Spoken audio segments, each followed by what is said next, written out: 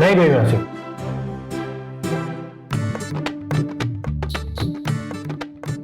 અરે અરે પણ હર્ષ, 4 નહીં, 3.5 જ લઈશ બસ. અરે તને ખબર છે ને મને ગળ્યું કેટલું ભાવે છે.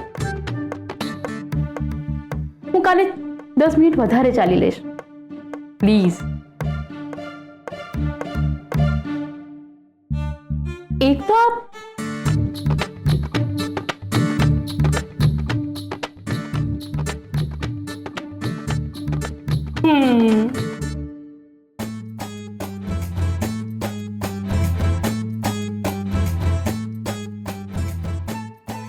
લો મોડું મીઠું કરો. હર્ષ, તને ખબર છે ને ગળ્યું એ મારો વીક પોઈન્ટ છે. આપણા ઘરનો વીક પોઈન્ટ પણ તમારી સામે જ બેઠો છે.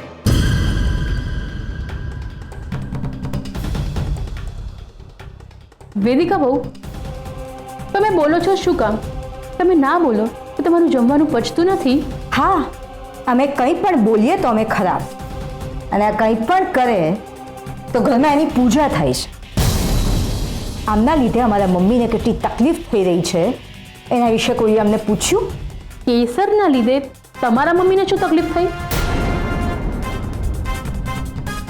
ડિયર દેરાણીએ પ્રતાપ કાકાના દીકરાને જેલમાં પૂરી દીધો અને જામીન મળ્યા પછી પણ એને હેરાન કરે છે. આ બધું જોઈને અમારા મમ્મીને કેટલું દુઃખ થાય છે. પણ ના, અમારા મમ્મીના ઇમોશન્સની કોઈને ચિંતા નથી, ફક્ત અમને જ છે. જુઓ વેદિકા બહુ, સારું, અમારા મમ્મીની વાત જવા દો. અમારા મમ્મી તો આમના માટે પારકા છે, એટલે એમની ચિંતા તો એમને નહીં થાય.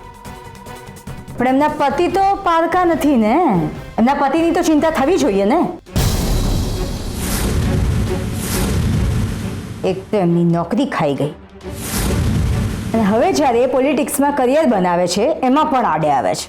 જો વેદિકા બહુ, ઘણા લોકો પોતાના સ્વાર્થ માટે બીજાના ઇમોશન્સનો વિચાર કરતા હોય છે, અને એ એક પ્રકારનું નાટક જ કરતા હોય છે, અને એમને પોતાની દુનિયા સિવાય બહારનું કંઈ દેખાતું જ નથી હોતું. તો એમાં એવું છે ને અમરબા કે જે લોકો બીજાના ઇમોશન સાથે રમતા હોય છે ને એવા લોકોને એવા જ લોકો મળે. હા, પણ બધાને તમારા જેવા ના સમજતા.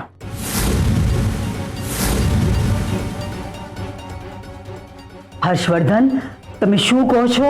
અમને કાંઈ સમજાતું નથી. નહીં સમજાય તમને. તો તમારી કંઈક ગેરસમજણ થઈ લાગે છે. હર્ષ ઉભો રહે. આમ જમવાની થાળીથી ઊભું થઈને ના જવાય.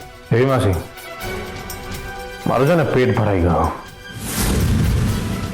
હર્ષ બેટા સાંભળ તો હર્ષ.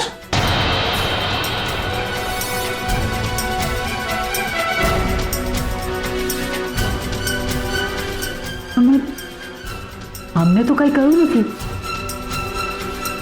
અમને શેનું ખોટું લાગ્યું?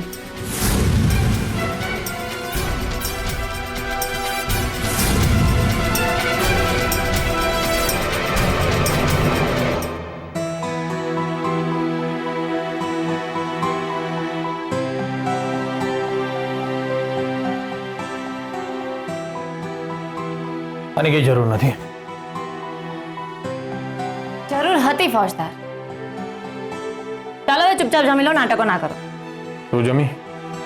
હા, મારું તો બધું ભાવતું જમવાનું બનાવડાવ્યું હતું, એટલે મારે તો પેટ ભરીને જમવું જ પડ્યું.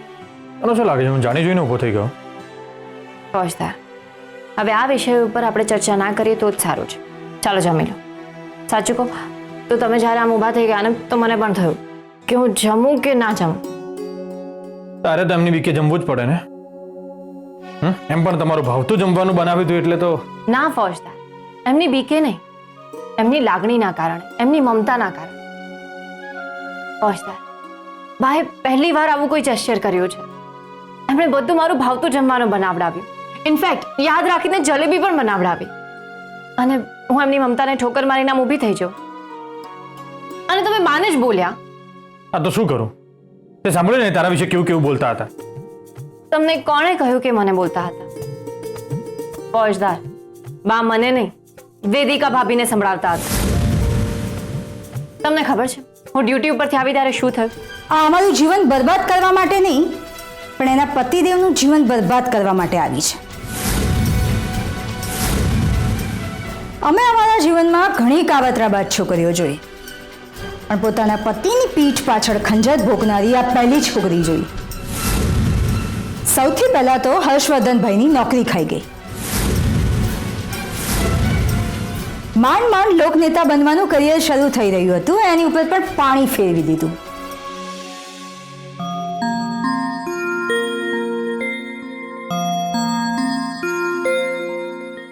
ફોજદાર, તમને ગેરસમજણ થઈ છે.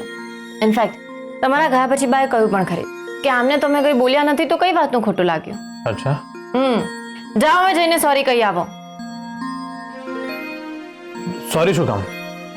તો હવે મિસઅન્ડરસ્ટેન્ડિંગ થઈ છે ને એક, તો એમાં કંઈ સોરી ના હોય. તું જા, મને ભૂખ લાગી છે. ફોજદાર શું કરું તમારું? જમી લો.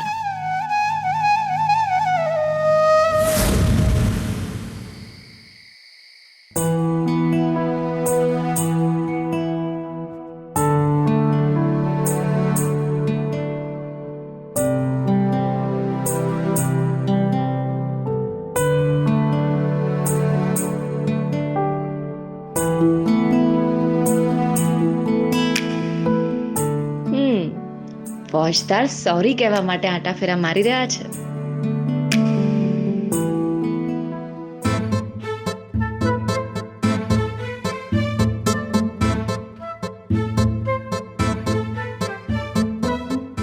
હું આમ નોર્મલ અહીંયા વોક લઈ રહ્યો છું. વોક.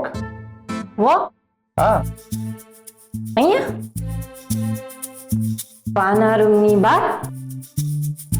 એટલે છેક દૂરથી આમ ચાલતો આમ અહીંથી પાસ થતો હતો અને દરવાજા પાસે આવ્યો. હવે પાછું જ જઉં છું. ઓકે ફોજદાર, આટલી જગ્યામાં શું કામ વોક કરો છો? ચાલ આપણે બહાર ગાર્ડનમાં જઈએ. અરે ના, તો ટેરેસ પર જવું છે? ના, એકચ્યુઅલી બહાર બહુ ગરમી છે ને, બહુ જ ગરમી છે. It's too hot. તો અહીંયા આમ એસીમાં વોક લઉં છું તો થોડુંક સારું લાગે, થોડીક ઠંડક રહે, થોડું.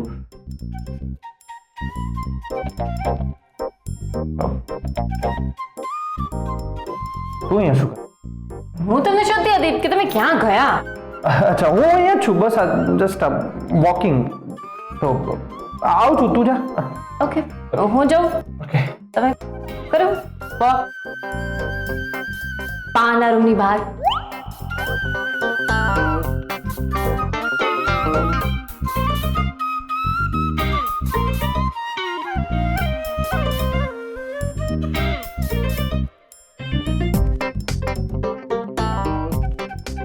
ગિરીશ,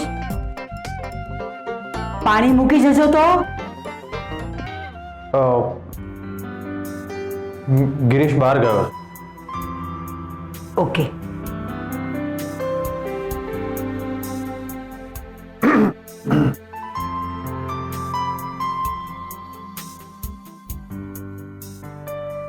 કંઈ કહેવું છે તમારે?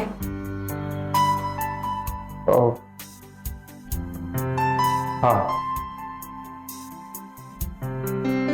એકચ્યુઅલી જમતી વખતે જમતી વખતે હું એટલે ભૂલથી ખરેખર મારે એવું નહોતું કહેવું જોઈતું, પણ એક ગેરસમજણના લીધે અમારા માટે તમને કોઈ મિસઅન્ડરસ્ટેન્ડિંગ થાય એ કોઈ નવી વાત નથી.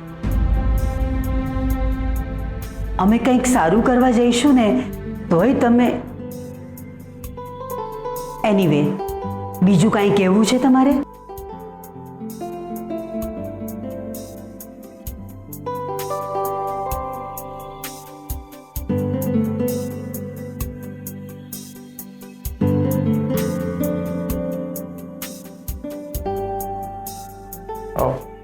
સોરી.